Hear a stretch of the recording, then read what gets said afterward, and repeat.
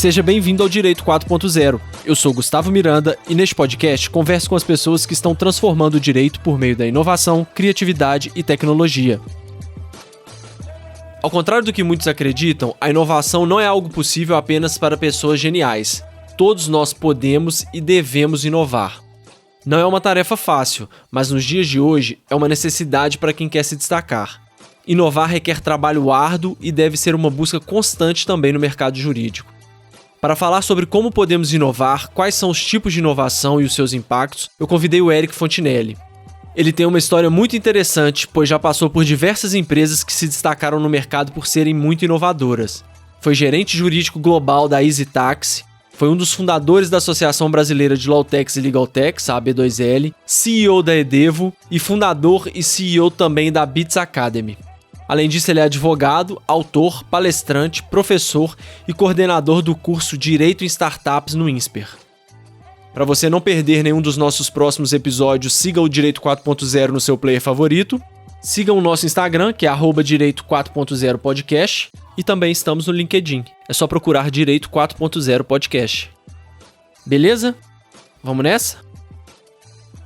Então, Eric, seja bem-vindo ao Direito 4.0. Hoje em dia a gente está vendo que inovar não é mais uma opção, né? Não tem a empresa que é a empresa que gosta de inovar, né? A gente está vendo que é uma coisa que quem quer se destacar e até mesmo permanecer no mercado tem que inovar, né?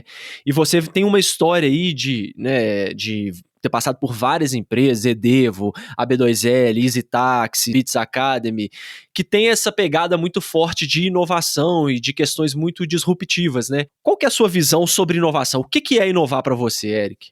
Então, para mim, inovação é fazer as coisas de um jeito diferente, tá? Então, você pode ser inovador dentro da sua organização, você pode ser inovador no mercado, então são duas coisas diferentes, depende da perspectiva, né?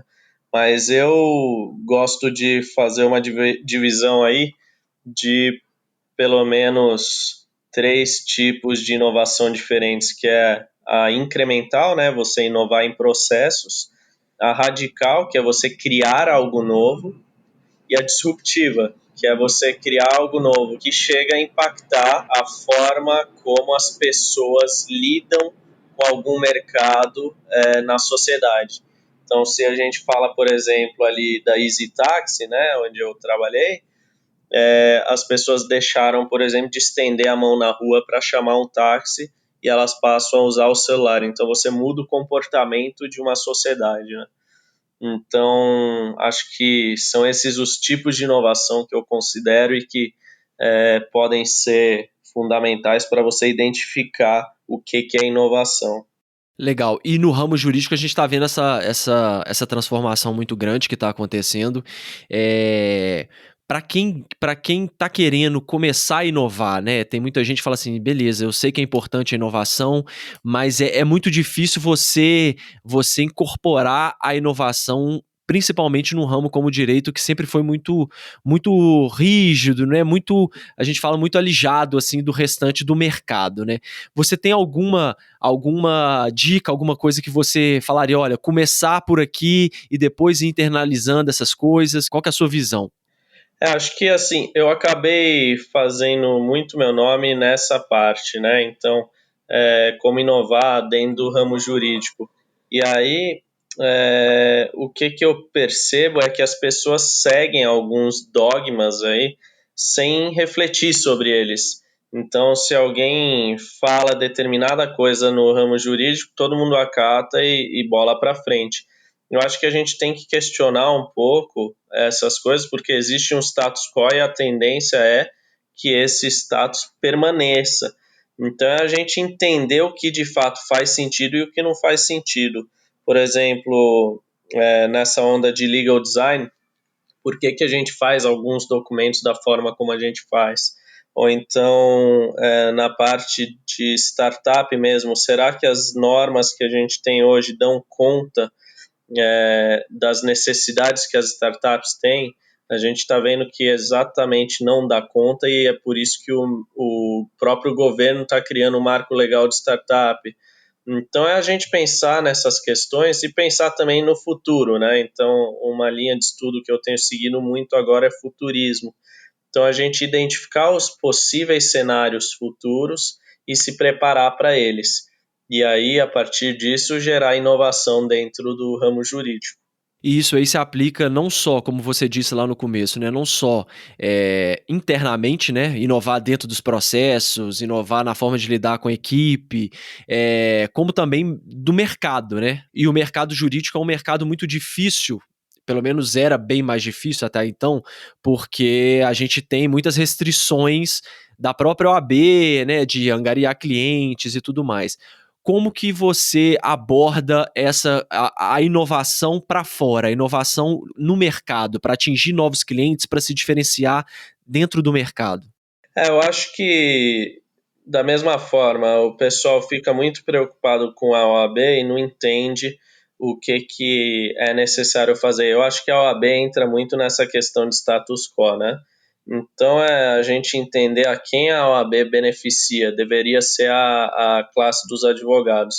Então, nesse sentido, se ela está aqui para representar a classe dos advogados, se a classe deseja alguma coisa, é necessário que faça essa representação na OAB. Isso. A OAB não está aí para representar os interesses de alguns pequenos grupos que podem se beneficiar de alguma forma. Então, é a classe se posicionar de forma que a OAB represente os seus interesses de fato. Se os interesses são fazer marketing jurídico, como a gente tem visto, a OAB abriu uma consulta sobre marketing jurídico, então aí a ideia é realmente representar esses interesses. Se a ideia é mudar algumas regras porque algumas não fazem sentido mais, por conta da sociedade em que a gente está vivendo agora, a classe tem que se organizar e representar esses interesses na OAB. Então, acho que tem muito disso, o pessoal fica muito preso ao a OAB não deixa, a OAB não deixa. A gente tem que se organizar de forma a fazer pressão sobre os interesses que a gente tem e entender também o que pode e não pode. Certas coisas não podem, segundo as normas de ética da OAB, mas outras podem. Então, tem gente que consegue fazer Google Ads sem ferir as normas de ética da OAB, tem gente que consegue vender de uma forma melhor. Então, vai muito também de criatividade e entendimento da norma. A maioria das pessoas não entende como funciona. E aí, tem uma coisa também, que é o fato de, às vezes, o que a gente vê em alguns escritórios, em vários setores, é a questão da internalização da inovação, né? Você simplesmente chega lá e fala assim, então tá, eu vou ser um escritório inovador, vou contratar aqui, chama uma pessoa de head de inovação e acha que a coisa tá pronta, né? Pronto, eu contratei uma pessoa e é isso aí, né? E não é bem assim, né? O grande problema é que os escritórios não estão entendendo o que é inovar, né? Então, eu tenho essa conversa com algumas pessoas que se tornam heads de inovação e tal. A grande questão é, o escritório está querendo inovar ou está querendo criar novos produtos ou serviços ou nova cartela de clientes? Então, é a gente entender o que de fato é inovação. Então, uma coisa é o escritório falar, eu preciso pegar novos clientes porque eu estou vendo que essa área digital está bombando e eu preciso diversificar a carteira. Aí a gente não está falando de inovação. É basicamente um novo processo de captação. Então, isso tem que estar muito claro para quem quer ser head de inovação e Aham. os escritórios que querem contratar esse perfil, porque aí você não está de fato inovando. Agora, outra coisa é você contratar uma pessoa para fazer inovação lá dentro. E aí a gente pode ter inovação incremental, radical e até disruptiva, que é mais difícil, né? Mas aí a gente tem que ter uma pessoa ali dentro que não vai dar resultado imediato. Ah, não, você vai aumentar a minha receita em tanto, em 3 meses, senão não dá certo. Isso não funciona para inovação. A inovação não necessariamente vai gerar receita. Então é importante a gente entender como é esse processo para que a pessoa de inovação não vire simplesmente uma pessoa de vendas. E eu falei sobre isso justamente porque a gente está vendo que estão surgindo, né? Claro que existem, dentro da OAB, por exemplo, tem várias comissões de inovação e que estão tratando sobre o tema. Muitas estão conseguindo fazer, né, trazer essa coisa para dentro da instituição, mas a gente está vendo isso, esse retrato que você acabou de fazer mesmo. Às vezes você traz para dentro simplesmente para tentar mudar um pouco a forma com que estava sendo feito. Isso não é inovação, né? Pode ser que você esteja ali criando um novo processo, um novo conteúdo, mas não necessariamente você está inovando, né? Essa é a diferenciação que você fez. Realmente, eu acho que ela é muito importante. O novo processo é inovação incremental, né? Sim. Mas é você não tratar a inovação como receita, né? Porque não é isso que é inovação. Acho que é isso que é muito importante entender. E tem muitos produtos que surgem também, né, de inovação e tudo mais, que acabam morrendo, né, nem chegam no mercado, né? Exatamente, é esse o ponto. Se você não tem essa abertura do erro e você só está buscando receita, você não vai ter essa inovação porque tem coisas que vão ser criadas que não vão resultar em ganhos imediatos, né? Então é importante entender isso. E aí quando começa a pressão da receita e do lucro em cima da inovação, você acaba dando uma rasteira na inovação, né? Você atrapalha todo o processo de inovação, né? Que a gente viu acontecer com várias empresas isso, né? Google Glass, por exemplo, é um produto, né, do Google que não chegou a atingir o que era esperado dele e o produto, mataram o produto, acabou o produto, não teve lucro, só despesa, né? Exato, aí o que a gente fala muito é que existe um ciclo da inovação, né? Quando ela é muito nova, geralmente ela decepciona, porque é a primeira versão dela. A partir dessa decepção, as pessoas que inventaram aquele produto vão se empenhar para inventar uma segunda versão. Enquanto isso, o pessoal acha que o negócio morreu e que não deu certo, mas na verdade eles estão desenvolvendo uma segunda versão para conseguir atingir essas expectativas do mercado. Então, quando você inventa um produto, isso vem de um negócio chamado ciclo de Gartner, né? Hype Cycle, né? É o nome. E aí você cria um novo produto, ele faz uma série de promessas, você atinge o pico das expectativas e esse produto não atinge as expectativas do público. A partir daí você tem uma descida em que as pessoas não acreditam mais nesse produto. Durante essa descida, você está desenvolvendo um segundo produto, a segunda versão, né? E quando você lança no mercado, todas essas expectativas se ajustam a uma média, né? Do que pode ser esperado, e é aí que você começa a conseguir ter uma aderência do mercado. Então, a inovação segue muito isso, e tem também uma outra coisa chamada lei de Amara.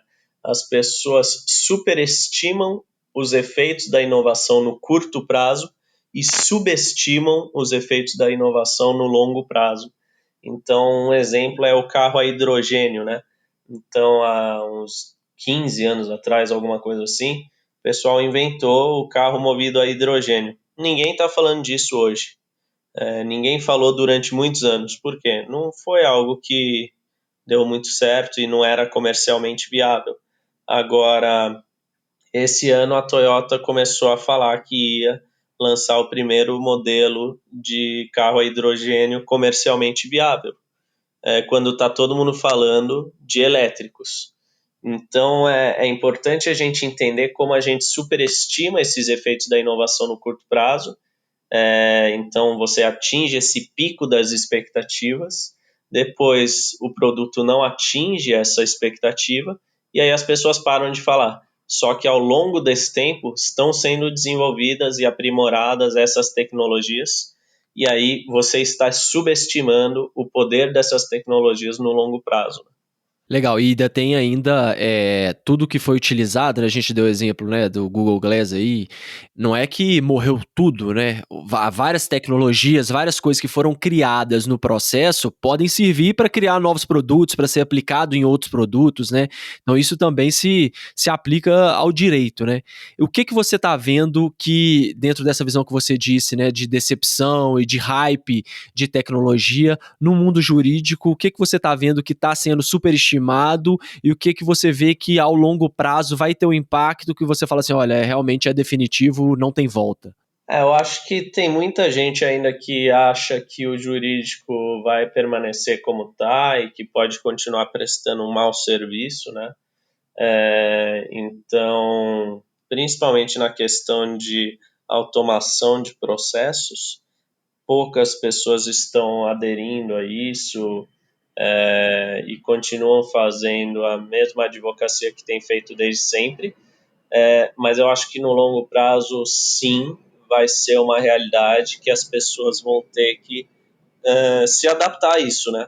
Então, não faz mais sentido eu refazer, né, o mesmo contrato que poderia ter um modelo e só preencher esse modelo, ou então as peças, que eu faço 1.000 peças iguais, etc.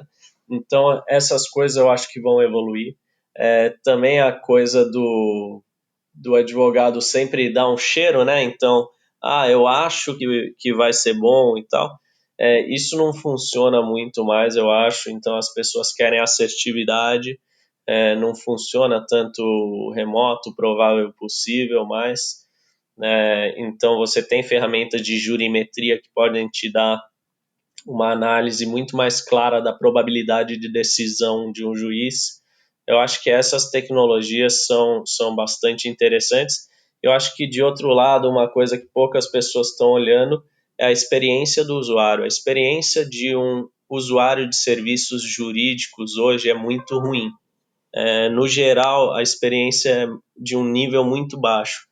Você não tem retorno do advogado de forma espontânea, você tem que ficar cobrando ele, você não tem clareza ou transparência no processo, você tem uma dificuldade de conhecimento porque você não fala a mesma língua e a linguagem é muito técnica, e os advogados também não têm noção de como os documentos jurídicos produzidos por eles afetam a operação de uma empresa.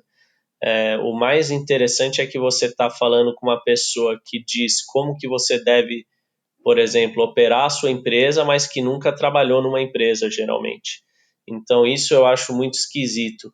É muito interessante porque realmente você para pensar assim, pelo menos eu não tenho conhecimento de um escritório que tenha assim, que seja referência em encantamento, né, de cliente, igual a gente tem um Nubank, né, que as pessoas têm os clientes que A Disney. uma Disney, enfim, eu não tenho. Você tem conhecimento disso? Eu não tenho um conhecimento de um escritório que fala assim, nossa, esse escritório todo mundo recomenda, né? Claro que pelo conhecimento e tudo mais, isso aí sempre foi tradicional no direito. Agora, pelo encantamento com a experiência do cliente, eu desconheço. Realmente não tenho focado nisso, não. E as pessoas também parece que não entenderam muito que o papel do advogado ele mudou completamente, né? Você falou aí de contratos do advogado dando palpite na vida de uma empresa sem nem saber, às vezes, conhecer do negócio. E isso pode ser um diferencial, né? Pode ser um gatilho para inovação, você começar a prestar um serviço pensando mais no negócio do cliente, né? Agregar valor para o negócio do cliente que você está prestando, né? Exatamente. Então, geralmente os advogados olham para a empresa e falam: vou tentar extrair o máximo de pedidos jurídicos dessa empresa para eu me beneficiar. E às vezes começam a vender coisas que nem são adequadas a esse cliente. Então, acho que aí vale uma educação que existe no mercado financeiro, que é o suitability. Você só oferece aquilo que realmente é necessário ou adequado para aquele cliente. E acho que os advogados têm que começar a se inspirar muito nisso. Parar de oferecer coisa que não faz sentido. Então, o maior exemplo é o registro de software oferecido pelo INPI. Assim, se você for pensar friamente, não faz sentido nenhum oferecer isso para cliente, exceto aquele cliente que precisa de um documento para mostrar para o investidor ou alguém que em determinada época ele foi lá e criou um software, mas existem outros mecanismos para fazer isso. Agora, tem muito advogado oferecendo isso, e não tem um efeito prático claro ou plausível para o cliente, entendeu? Entendi. E eu já ouvi uma pessoa falando também uma vez, né, um empreendedor falando que assim, olha, os advogados têm que entender que às vezes a gente não quer que ele refaça os documentos para cada cliente. A gente precisa de uma agilidade maior e de um custo menor para refazer. Por exemplo, vamos pegar um exemplo clássico aqui, sei lá, um contrato social. Eu não preciso que o advogado chegue, pegue e desenvolva do zero e comece, demore aquele tempo todo e depois me dê uma nota super cara. A gente demanda uma coisa mais célere e mais pronta, de acordo com a experiência dele. Ele já deveria ter um padrão para fazer pequenos ajustes e me entregar esse tipo de documento numa velocidade maior com um custo mais baixo. Você concorda com isso? Concordo, sim, até porque muitos advogados fazem isso e aí depois fingem que não fazem, e não tem nenhum problema em fazer isso desde que você adeque o documento ao seu cliente. Acho que aí é você pensar na experiência do usuário, o que o seu cliente está querendo, entendeu? Então, uma coisa que o advogado não entende também, e isso fica muito claro quando o advogado chama o cliente de burro, né? O cara não entendeu tal coisa. Não, não é que ele não entendeu. O empresariado é uma escolha de risco. O que o advogado tem que fazer é expor todas as situações de risco para que o empreendedor possa fazer uma escolha informada. E aí, quando às vezes o empreendedor escolhe correr risco, aí do outro lado o advogado pensa: cliente é burro, porque fez um negócio contrário ao que eu falei. E aí é aquela coisa do rei na barriga, né? O ego falando. Na verdade, o advogado não entendeu que o empresariado é uma escolha de risco. Ele vai escolher fazer determinada coisa ou seguir determinado conselho ou não. E é isso que o advogado, pelo menos empresarial, tem que entender, né? No empreendedorismo não tem o certo e o errado, né? Você tem Exato. várias opções para pesar o que naquele momento é importante e vale a pena para a empresa diante do risco, né? Exato. Falando sobre Open Innovation, você acredita que assim, o que é mais interessante? A gente trazer, para quem não entende o que é Open Innovation, a gente trazer essas pessoas de fora, de outras áreas, para tentar mudar essa questão dos escritórios e departamentos jurídicos, ou é uma coisa que você acha que é viável, é possível a gente fazer isso de dentro, nós como advogados, formados em direito, conseguir nos adaptar para essa nova realidade? Eu acho que o conceito de Open Innovation é exatamente você estar permeável a outras ideias vindas de outros lugares, né? Então, você pode adotar isso ao contratar pessoas de outras áreas para dentro do escritório, só que aí você acabou de matar o Open, né? Você acabou de jogar para dentro e as pessoas vão ser contaminadas pela sua cultura. Então, eu acho que você sempre tem que ter permeabilidade com as instituições de ensino, com outras áreas do mercado, concorrentes, etc., para conseguir estar aberto à inovação, como o próprio nome diz, né? Então, é uma coisa que eu pratico muito. Vou dar um exemplo. A gente tem uma parceria com a FGV, onde a gente sequer é remunerado, a gente tem feito bastante coisa com o pessoal, diretamente com os alunos ou com instituições dentro da FGV. A gente também conversa muito com concorrentes, abre o jogo mesmo. Eu não vejo problema em abrir jogo, porque ninguém está inventando a roda aqui, né? Então a gente abre o jogo do que está acontecendo dentro da nossa empresa e discute o que está acontecendo na empresa desses concorrentes, como que eles veem o mercado, etc. A gente participa de grupos de outros segmentos também e organiza esses grupos para fazer parte desse ecossistema. A gente sempre faz benchmarking, a gente traz pessoas para conhecer também lá dentro da Bits. Então a gente sempre tenta estar o mais aberto possível e a gente acredita também muito, além do Open Innovation, no Open Source, né? Então, criar coisas e disponibilizar para o mercado para que o mercado também dê os seus palpites. Então, ontem mesmo eu coloquei um artigo orientando algumas questões que as pessoas vêm perguntar muito para a gente e já veio uma reflexão nova a partir de um comentário que uma pessoa fez, que era uma reflexão que a gente não tinha feito. E eu acho que é isso, o Open Innovation, você conseguir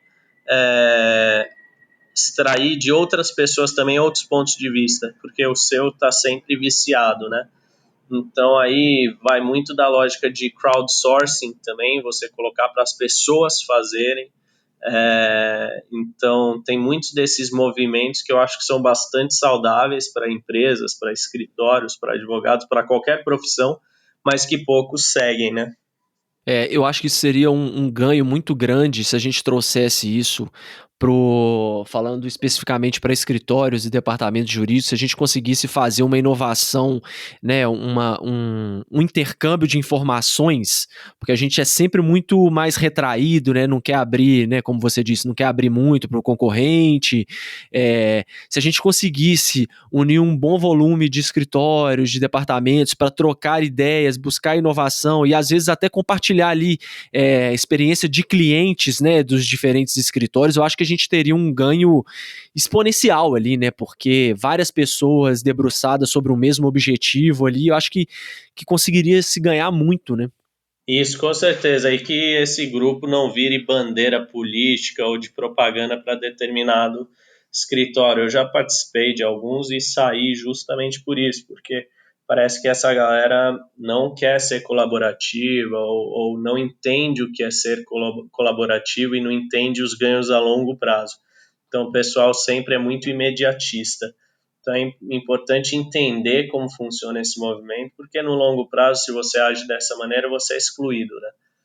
E aí vira aquela coisa de inovar só por inovar, né? A inovação perde o sentido de prático dela e vira aquela coisa, não, eu sou um escritório inovador, eu sou uma empresa inovadora, tá, mas você inova em quê? Não, eu gosto de inovar, mas não é bem só pela inovação, né? Você tem que estar ali, você tem que resolver um problema, você tem que ter uma prática de mercado melhor, né? Exatamente. E uma outra coisa também que pega muito, que eu vejo no direito, é a questão da balança do custo do serviço e do valor agregado ao cliente, né?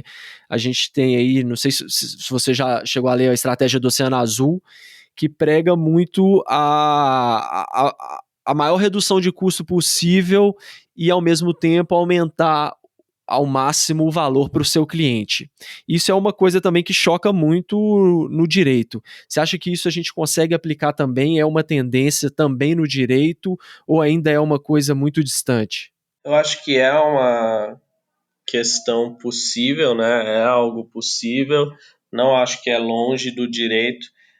Eu particularmente não gosto muito dessa questão da estratégia do Oceano Azul, porque eu vejo o tempo todo qualquer um que está querendo trabalhar com inovação, empreendedorismo, sempre falar, ah, não, isso aqui é Oceano Azul e tal, e não é, entendeu?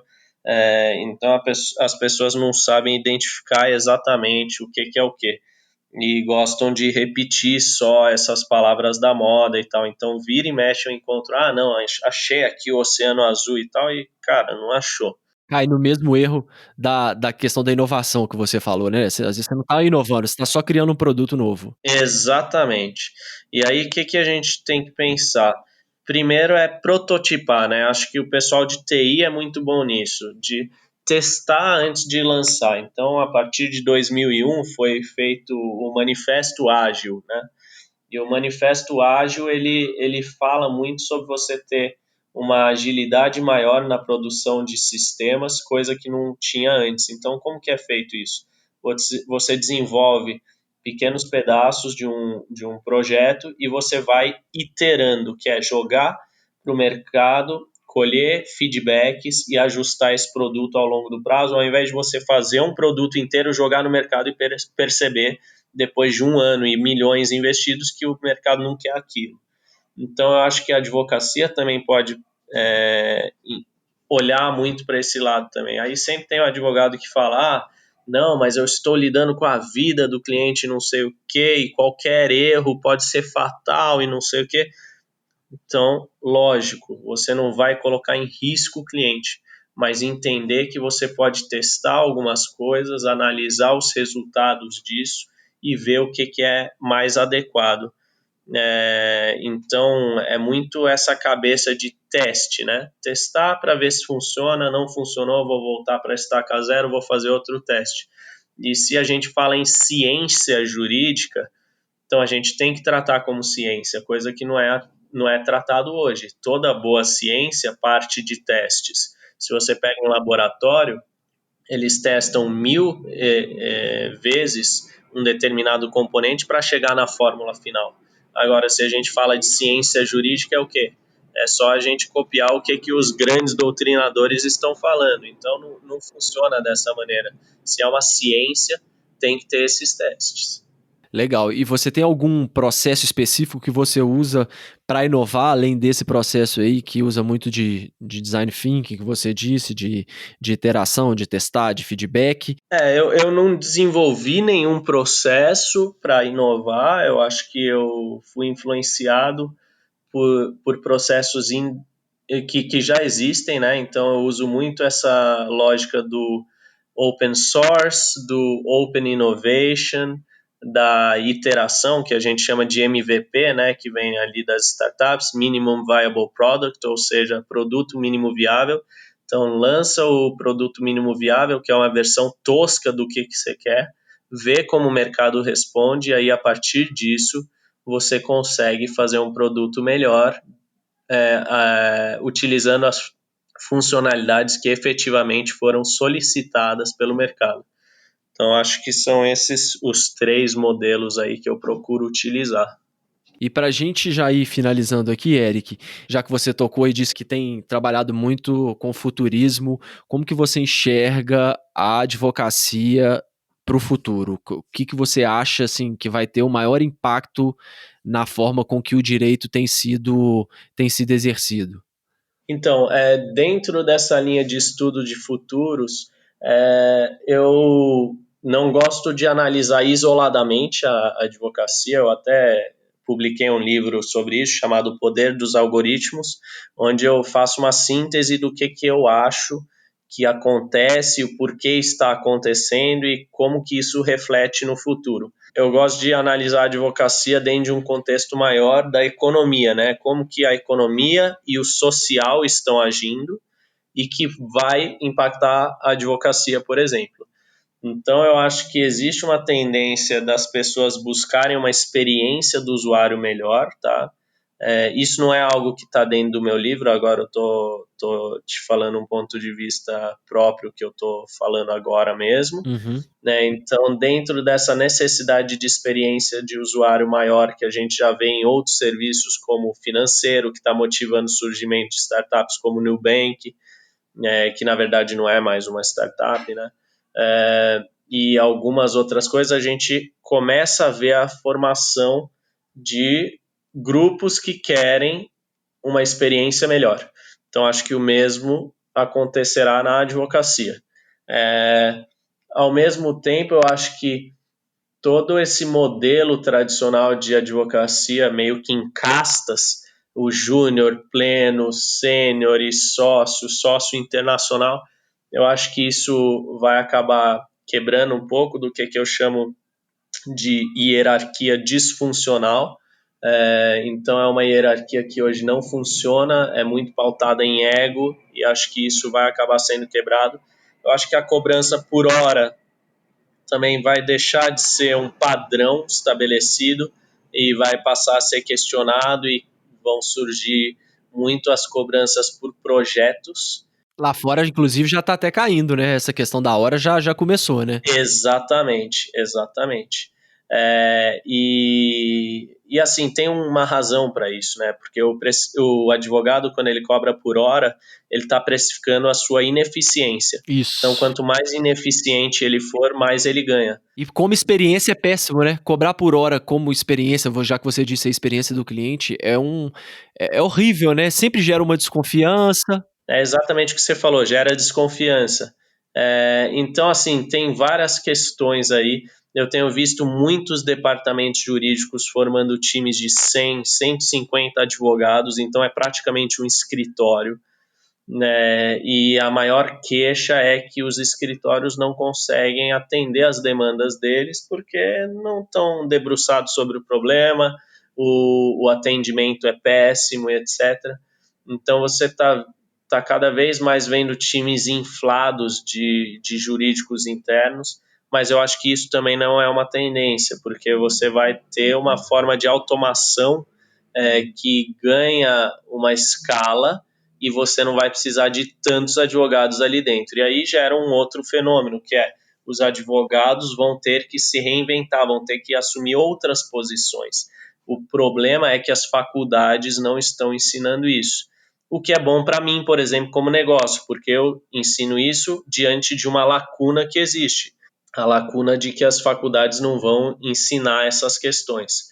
Então, eu tenho visto muitas empresas procurarem conosco profissionais que eles não acham formados no mercado, ou então pessoas que estão insatisfeitas com a carreira jurídica, e eu diria que 80% dos advogados com quem eu converso é esse perfil. Então, advogados insatisfeitos com a carreira jurídica e que estão buscando uma mudança mas ainda querendo aproveitar a sua formação. Então, a gente tem auxiliado muitos a fazerem essa transição. E acho que isso é legal do direito. O direito te dá uma formação muito ampla que possibilita que você migre para outras áreas. O importante é só saber a migração que você vai fazer de acordo com as tendências do mercado. Então, eu preciso saber o mínimo de programação, preciso saber o mínimo de estratégia de negócio, ou o mínimo de funcionamento de tecnologias digitais, porque o que eu prego muito não vai existir um departamento de tecnologia da informação, tudo vai ser TI, tudo vai ser digitalizado. A gente está agora num momento muito esquisito, que é o da transformação digital. A gente está saindo do analógico pro digital. E nesse momento as coisas ainda são muito ambíguas, porque a gente pensa das duas formas, analógico e digital. Só que a próxima geração vai pensar só de forma digital. Então a gente vai ter que fazer essa migração. E aí é onde surgem as oportunidades. Assim como muitos empregos, trabalhos, funções caem, outras funções surgem. Então é o pessoal se preparar para essas novas funções que vão surgir. Se a gente pensar, sei lá, 15, 20 anos atrás, não existia a função de social media. Hoje existe. Então é a gente pensar nessas questões mesmo. É, até legal. No episódio que a gente gravou com o Bruno Feigelson, ele até fala isso, falou, olha, pra mim não faz sentido você falar em direito digital. Não existe direito digital, tudo vai ser digital. Todos os Exato. ramos do direito vão ser digital, né? Exatamente. Então, por exemplo, o direito digital é algo que, assim, eu acho legal ensinar. Eu acho que muitas pessoas levantam essa bandeira há algum tempo e nomes renomados mesmo. Só que ainda funciona nessa fase de transição. A partir do momento que a gente vira a chave, não vai mais existir uma disciplina chamada direito digital. A gente vai ter direito civil e eles vão ensinar já contratos eletrônicos, porque é necessário. Isso. Então é a nova realidade, entendeu? Então é mais ou menos aquele movimento que aconteceu, né, que você foi uma das referências aí de direito para startups, né, que era uma coisa que acabou, agora a gente percebeu que na verdade não tem muita legislação específica para startup agora, né, começou agora até em virtude de grande esforço seu e do seu trabalho a surgir uma regulação e tudo mais que atendesse às expectativas, mas eu acho que era mais uma coisa de experiência mesmo, né, da forma de se comunicar com um público específico, né. E para a gente finalizar então, Eric, para quem ficou interessado sobre o tema inovação, você tem algum livro, algum site, algum lugar que você direcionaria as pessoas? Então, não querendo fazer o próprio jabá, mas eu acho que a literatura não é muito extensa aqui no Brasil ainda sobre isso. Então, eu particularmente acho que foi um trabalho muito legal ali, O Poder dos Algoritmos, pela editora Enlaw. Está disponível na Amazon. Foi o livro que eu escrevi sobre as questões de futurismo. O Direito das Startups, que eu publiquei aí com outros 2 autores, ali pela editora Saraiva, também é muito bacana para quem quer trabalhar com startup. Se você não quer trabalhar com startup, acho que não faz muito sentido. E existem os livros que eu gosto, né? Então, eu gosto muito de ter uma análise mais plural, né? Então, eu leio sobre economia comportamental, direito e economia, também vejo algumas coisas sobre psicologia, né? Programação neurolinguística, vejo também alguns de futurismo como Homo Deus. Então tem alguns livros aí que são bacanas, depende do que você quer estudar. Eu leio muito artigo científico, né? Porque aí eu identifico uma determinada área que eu quero estudar e leio os artigos científicos daquela área. Então eu acabo preferindo ler esses artigos a ler livros, porque os livros eles acabam às vezes eles têm que ter determinada quantidade de página, então acaba colocando muita informação irrelevante, né? Então eu gosto de me orientar dessa maneira. Eu leio muito também notícias das áreas que eu estudo. Ótimo. E para quem quiser te encontrar na internet, redes sociais, quais que você mais utiliza? Uso muito o LinkedIn, é lá onde eu coloco a maioria das coisas open source que eu falo, né? Então, as informações que a gente gera, os conteúdos que a gente gera, eu posto como artigo no LinkedIn. Tem muita coisa também no nosso Instagram, então, se quiserem me seguir, pode ser @ericfontenellenibo e @beatsacademy. Então a gente sempre está postando bastante material relevante, a gente também vai postar algumas coisas bem bacanas essa semana, então a gente está sempre postando coisa nova aí. Legal, Eric. Mais uma vez, muito obrigado pela sua presença aqui no Direito 4.0. Obrigado você, Gustavo. Até o próximo episódio, pessoal. Pessoal, só antes de vocês irem embora, eu queria pedir uma coisa, se vocês puderem entrar no seu player de podcast e qualificar o Direito 4.0, isso é muito importante para que a gente consiga atingir cada vez mais pessoas, beleza? Valeu e agora sim, até o próximo episódio, pessoal.